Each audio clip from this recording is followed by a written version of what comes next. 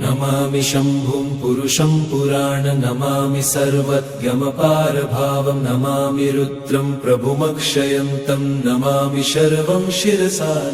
नमामि देवं परमव्ययम् उमापति लोकगुरुं नमामि नमामि दारिद्र्यविदारणं नमामि रोगापहरणं नमामि कल्याणमचिन्त्यरूपं नमामि विश्वोत्थबीजरूपं नमामि विश्वस्थितिकारणं नमामि संहारकरं नमामि गौरीप्रियमव्ययं तं नमामि नित्यं क्षरमक्षरं तं नमामि चिद्रूपममेयभावं त्रिलोचनं तं शिरसा नमामि कारुण्यकरं भवस्य भयङ्करं वापि सदा नमामि दातारं नमामि सोमेशमुमेशमादमामि वेदत्रयलोचनं तं नमामि मूर्तित्रयवर्जितं तं नमामि पुण्यं सदसद्व्यातितं नमामि तं पापहरं नमामि विश्वसहिते रद्द नमामि रूपाणि बहुनि धत्ते यो विश्वगोप्ता सदसत्प्रणेत नमामि तं विश्वपतिं नमामि यज्ञेश्वरं सम्प्रति हव्यकव्यं तथागतिं लोकसदाशिवो यः आराधितो यश्च ददाति सर्वा नमामि दानप्रियमिष्टदेवं नमामि सोमेश्वरं स्वतन्त्रम् उमापतिं तं विजयं नमामि विघ्नेश्वरनन्दिनाथं पुत्रप्रियं तं शिरसा नमामि देवं भवदुःखशोकविनाशनं चन्द्रधरं नमामि गङ्गाधरमीशमीड्यमुमाधगं देववरं पुरन्दरादिसुरासुरैरचितपादपद्मं नमामि देवी मुखवादनान इक्षार्थमक्षित्रितयं यैष पञ्चामृतैर्गन्धसुधूपदीपैर्विचित्रपुष्पैर्विधैश्च मन्त्रैः अन्नप्रकारैः सकलोपचारैः सम्पूजितं सोममहं नमामि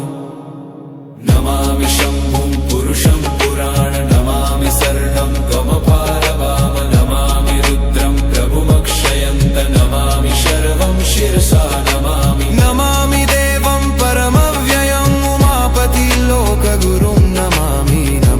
दारिद्र्यविदारणं नमामि रोगापहरं नमामि कल्याणमचिन्त्यरूपं नमामि विश्वोत्थबीजरूपं नमामि विश्वस्थितिकारणं नमामि संहारकरं नमामि गौरीप्रियमव्ययं नमामि नित्यं क्षरमक्षरं नमामि चिद्रूपममेयभावं त्रिलोचनं तं शिरसा नमामि यज्ञेश्वरं सम्प्रति हव्यकव्यं तथागतिं लोकसदाशिवो यः आराधितो यश्च ददाति सर्वा नमामि दानप्रियमिष्टदेवं नमामि सोमेश्वरं स्वतन्त्रम् उमापतिं तं विजयं नमामि विघ्नेश्वरनन्दिनाथं पुत्रप्रियं तं शिरसा नमामि देवं वरदुःखशोकविनाशनं चन्द्रधरं नमामि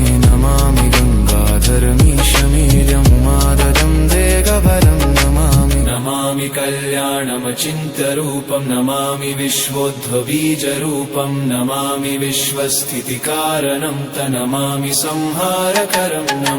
नमामि गौरीप्रियमव्ययं नमामि नित्यं क्षरमक्षरं नमामि चिद्रूपममीयभावं त्रिलोचनं तं शिरसा नमामि शम्नेश्वर सम्प्रति हव्यकवं ततिं कतिं लोकसदाशिवो यः